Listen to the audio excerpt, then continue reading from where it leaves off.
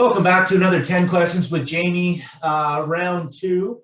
As many of you who have been following the first round, you'll recognize this next guest, Rose Cowie. This is her second time on, and I'd like to thank you again, once again, for joining us today. No problem. So as many of the viewers know, we go through a series of questions and get to know the individual a little bit better. And this round, we're digging a little bit deeper on one's individual journey, Christian journey. And today, as I mentioned, we're sitting with Rose. So without further ado, Rose, can you tell us when you feel, when did your Christian journey begin for you? Okay, Jamie. Well, it began Easter of 1987. That was my beginning of being born again. It happened, my mom came to visit me when I was in university and told me about how she had committed her life to Christ and that she wanted me to know about it and to understand that I needed it too. And it didn't take very much convincing for me to know that, yes, I needed it too. And right there and then, down on my knees, and I prayed and accepted Jesus. And it was just incredible to recognize instantly the sin that I had in my life. Like it was just, as soon as I prayed that prayer, I was like, oh, wow, you know, there's so much that I need to fix. Right. Like, it's funny, you know, like you're living your life, you're just doing your things. And for anybody who's not a Christian, you think you're a good person, you're doing all the right stuff, you haven't broken those commandments, you know, the things you've heard about. But when you actually come to Christ and then it just opens your eyes, like the scales are removed, you can see. Amazing, just amazing. It's a different realm altogether, you know, to experience Christ, what he's done for us, the love of Christ for us. You know, it elevates everything completely. Yeah, I totally get what you're saying right now. And for those that haven't went down the road of, you know, growing with Christ and getting to know Christ, it could be hard to explain to them what they're exactly missing, right? They have to experience it themselves. Yeah, awesome. That's great. And it's great to have such a role model. You had mentioned your mom came, you were in university and she came and visited, and to have that role model too, you know, kind of paving the way. Awesome. You know, we're very fortunate for those who get to experience that, you know, so good for you. Good for you.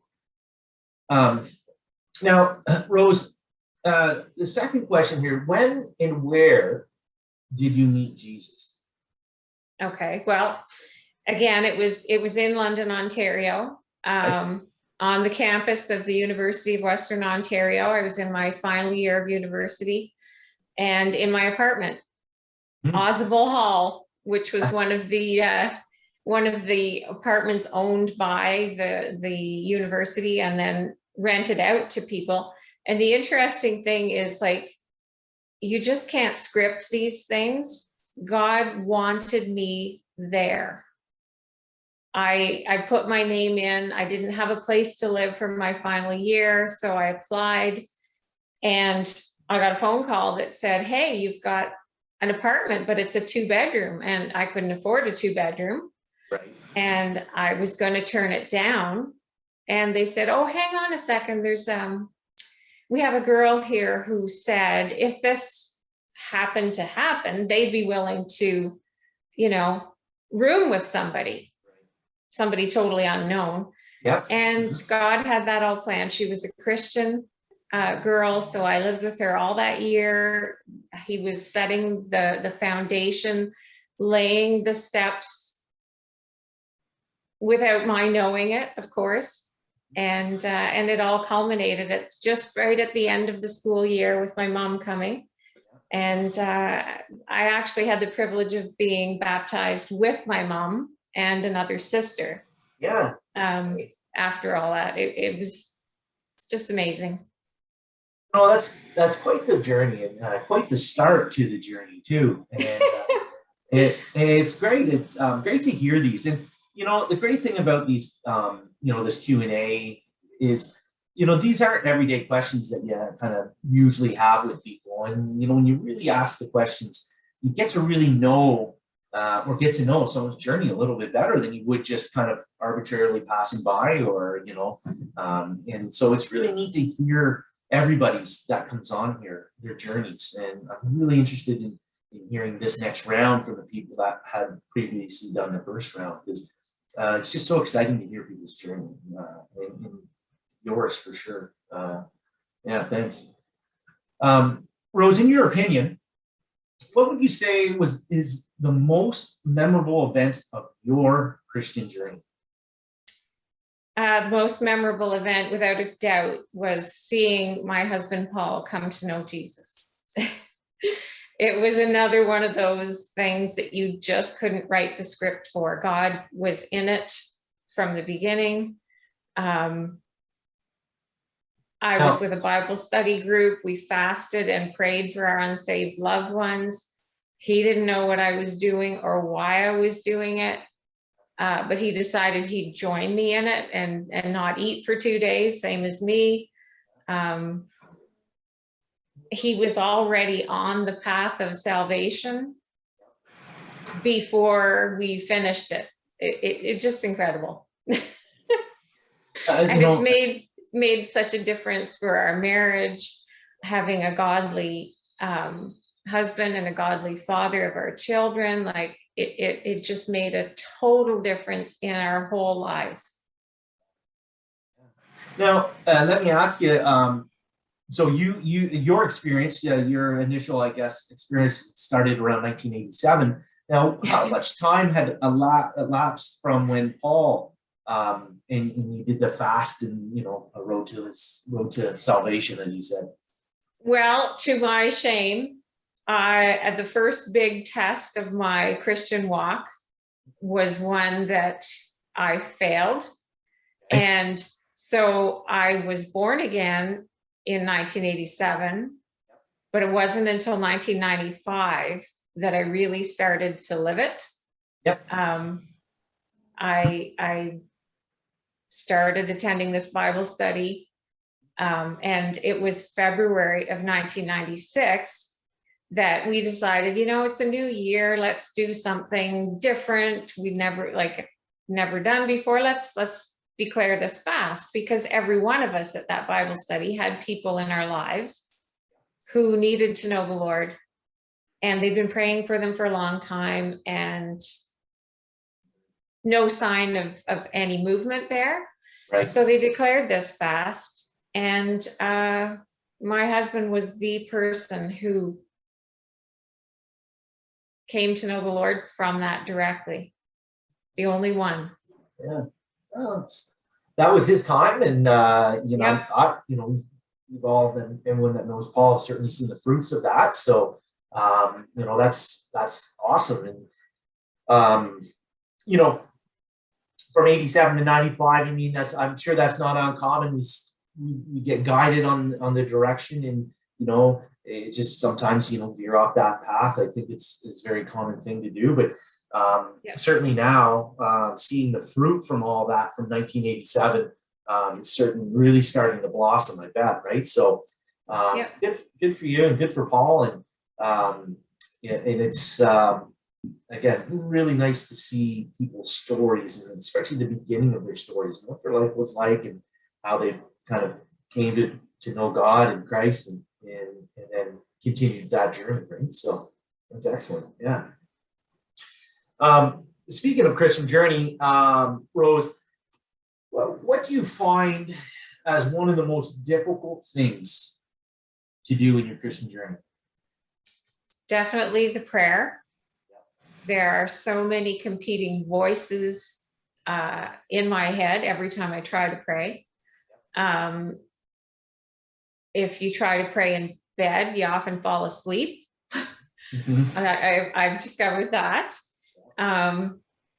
Also, there's so many distractions, things that just happen to crop up that, it's really misplaced priorities, but they jump in the way. And, prayer is so, so important.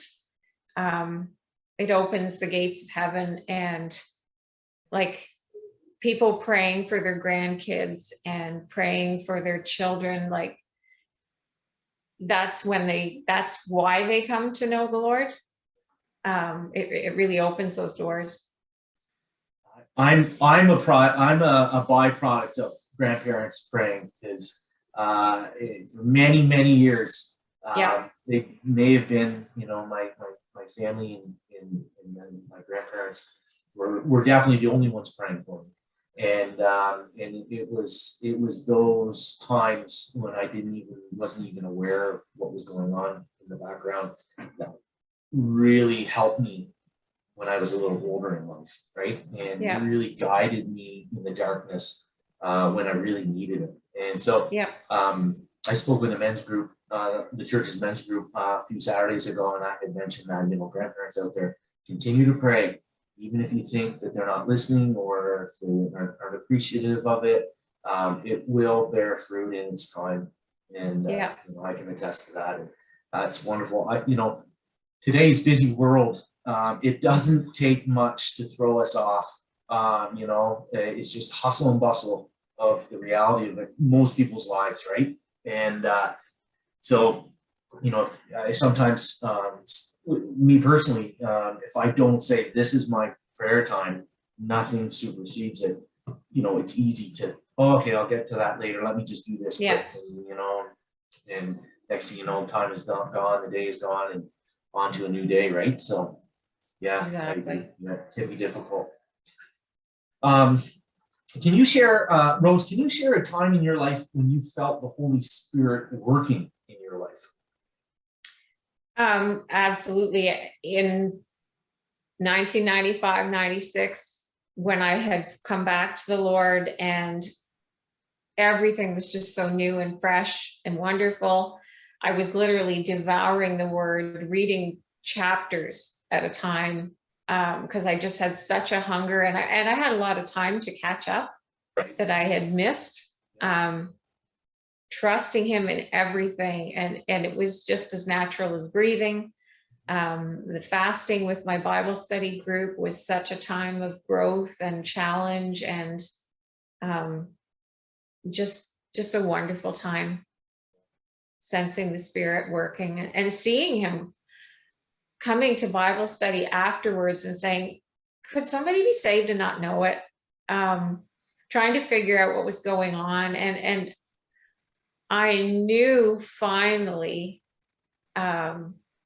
when I was wakened up in the morning by my husband saying, come with me, beloved. And I'm like, what? And off we went. He had discovered a Bible study program on TV. And so we started watching that every morning together. Like, just amazing. Awesome. Yeah. It's awesome to see the Holy Spirit working in anybody's life, but in your spouse or a loved one that's so close, and obviously there's a level of relief there because you know that they've been saved, and they're, and then the joy that can be experienced together, on that journey. Wonderful. Yeah, that's awesome. Yeah. That's awesome. Come with me, beloved. I love that. Love that. It's awesome.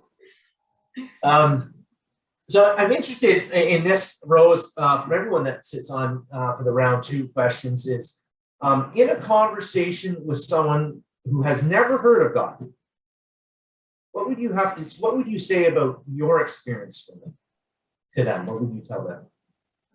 So this one was tough. Witnessing to people who don't know the Lord is a really tough thing to do. But it's just so amazing how God has worked everything. When you read the scriptures, you read the accounts of what happened in the past and in Jesus' life. it's just so incredible. Like, for someone, okay, let's say friend, you don't know Christ, but I do. And to follow him is the most important thing you could ever do. Angels announced his conception. Angels announced his birth. Angels announced his resurrection. And there were angels there when he rose up into heaven again. And he's going to come back with mighty angels to come back to this earth. There's no other person who has ever lived or walked this planet who can say that. Much more intelligent people than me, who study things like the laws of probability, can tell you that the odds of winning a lottery are 1 in something like, I don't know, 100 zeros after the 1. I don't know the number, but Yeah. the odds of winning the lottery are pretty slim. And yet people buy tickets all the time. The odds of Jesus being the Son of God, the audacious statement that he made, equating himself with God, he could really back it up. And there's no one else who can. There were prophecies written about him hundreds of years before he was ever born. He fulfilled every one. Where he was born, when he was born of a virgin. Nobody else has ever had that happen to them. The way he died, the way he lived, the miracles he did on earth. He made lame people walk, blind people could see. He just touched them and it happened. He calmed the sea with his voice by saying, peace, be still. He walked on water and it wasn't ice, it was actually water. He fed thousands with a little lunchbox. There's just so many things. And he said, I am the way, the truth, and the life. No one comes to the Father but through me. And believe it, it's absolutely true. And if you're not sure, read the scriptures. Ask somebody to tell you more about him. Like, who wouldn't want to follow somebody like that? Like, he's so exciting. Can you imagine? Like, I just get goosebumps thinking about all the things that he's done. You know, absolute love too. You know, Yeah. everything. Love in his heart, love for everyone else, right? Yeah. It didn't matter what walk certain people were doing. There was that same love as he would give anyone else, right? And then all the miracles, of course, you've referenced here just, you know, moments ago, like everything is just, it's phenomenal. And I like to tell people that, you know, are skeptical or write out, you know, not buying into it. Have you prayed? Try it. You know, talk to him. Yeah. Tell him. Exactly. You know, I got doubts. I'm not sure. Whatever. You know, open your heart to it. Exactly. You know, if you ask him to come into your life, he will. He will never turn you away. And he'll be with you in all of life's happy times, the worst of times. He walks with you.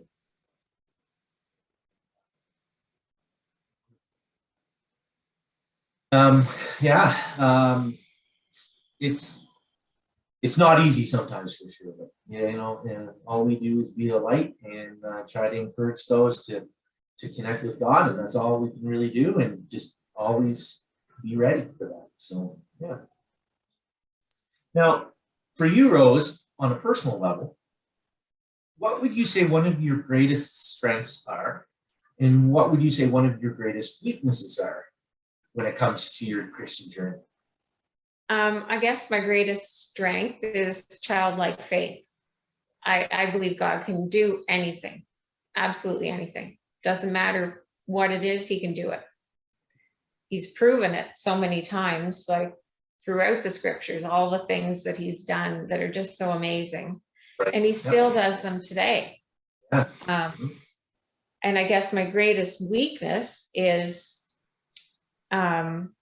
it's the battle, the day-to-day battle against the flesh, against wanting to do other things, distractions, the things that keep us from putting him first. I agree with that, especially in today's world. I mean, some are certainly better than others, maintaining that course. There's no question about that, but it's not a real. It doesn't take a lot some days to throw us off, even the hardest people, and the idea is when that happens, just to realign yourself in Christian fellowship, in prayer, right, and get back in line. But certainly that's a weakness that I'm sure there's a lot of people out there either watching or sitting with us, in their time, that are can relate to that for sure. Yeah, it leads into the next question. Yeah. Okay. Quite, yeah. And you know what? This is interesting as well. You're right. What do you find the hardest part of being a Christian today? It's the whole media saturation. Yep. It can actually get me really depressed when I see all the negativity that's flowing around on social media. This group hates that group. The news is always bad. Like there's not very many positive things that come out of it, and hearing all the opinions of people on all kinds of different subjects, and where are they basing their opinions? What's their foundation for their opinions? And then when you see groups of Christian people that fight back and forth about whether they believe this or believe that, it can really get you down. Yeah. And there's all kinds of other things on social media that are distracting, games, and lots of things that can take you away from what's really important. Touch on the social media thing. It certainly has the capabilities of being a good resource at times. I think that is an excellent point. But it's so distracting. And I've seen many documentaries on, teens, these young kids, and then even up to adults, that they spend so much time on it. And, especially when the media has us bickering with each other, what aren't we doing? Well, we're not focusing on God's love. We're certainly not displaying that out in our daily, we're too busy tied up with these other things, right? And it's a perpetual cycle at times, just around and around it goes, right? So for sure. But I don't want to cut out the fact that social media does have a good, it can have a good presence in our life. It's just a question of sometimes, unfortunately, more so than not, it does have a negative shadow on it. So. Yeah, it's like anything else. There's good sides and bad, and we can choose to post things that are positive and uplifting and encouraging, and just try to drown out the things that aren't. Right. All we can do is what we can do, and that's what we should do, and continue to do that, and be the light, right? So, yeah. So, Rose, can you tell the group when or where are you most likely to be aware of God's presence? I glory in God's presence a lot in His creation. The mountains, especially, I find so awesome. I just am in awe because I know He created them. Right. And they're so immense. They're just spellbinding. When I look out in a summer or a winter starry night, when the heavens are just ablaze with the stars, I can't help it. I say, oh, the heavens declare the glory of God. The skies proclaim the work of His hands. I just can't help it. I see Him in that. When the birds are singing outside my window at like 4:50 in the morning, they're praising God. They're doing what God intended them to do, and they're singing to His glory, and it's wonderful. And at church, of course, through the music, through the word. I just sense his presence so much. Nature and, just being around the creation of God, it's hard not to sense it, connected to all the wonderful things. If you look back at some of the just wonderful things out there, like you said, the mountains, brooks, valley, everything, it's amazing how it was all constructed. And, it's amazing. Yeah. And, there's many examples on our day-to-day life of those little miracles, like you said, the birds chirping in the morning, first thing, wake up, and that's excellent. Being outside, spending time with Christ and God, in his handiwork. Excellent. Yeah, thank you. Now, Rose, before we go, we got one more question for the group here, and this is one that I'm really excited to hear people's responses. And when you get to heaven and you have the opportunity to ask God one question, what would your question be, Rose? This one was really hard. I had to think a lot about this. There's so many questions that we have down here on earth because we're still in our imperfect body and everything. We don't have that knowledge. But once we get to heaven and we have our perfect body, I don't think we're going to have any questions. But there's all the whys, of course. Why do people suffer? Why do babies die? Why this, why that? Lots of whys. But I think if I could ask one question, I'd say, can I see mom? Yeah. Can I see my mom? I agree with everything. I mean, I don't think there would be any questions. Everything would be there. But it'd be interesting to see, you can only have one because there's thousands of questions. I mean, yep. Even the few that you had referenced there are all great questions that we all carry around with us from time to time. Things happen in our life, good and bad. Why? And other people that we love, and it's just there's so many out there, and there are answers out there, and we probably don't need to know by the time we get there. But everything does happen, right? So, and to see mom, that would be awesome, and I'm sure there's many people watching this that would have a loved one that, has moved on, that, they would say that's what they want, to see somebody special to them. And I think that's a wonderful question. Yeah. So, well, that being said, thank you, folks. And again, thank you, Rose, for coming on a second time. It's been just as much fun for me the first time as it is the second time. So thank you.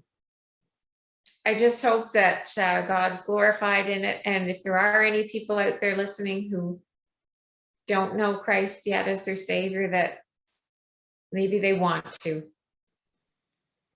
Just ask any one of us, myself, or certainly any of our guests, if you know them personally and you have questions, reach out. There's no silly question. And everyone's starting point is different. So question is, got to take that first step. And please, we encourage anyone that sees it, or if they have loved ones that might pass it on, please. So, well, again, thank you for viewing, guys. Rose, again, for coming. We really appreciate doing this. We really appreciate your support for those who have been viewing the first round and certainly the second round to come. So thank you all. Blessings to you all, and take care. Bye. Thanks, Jamie.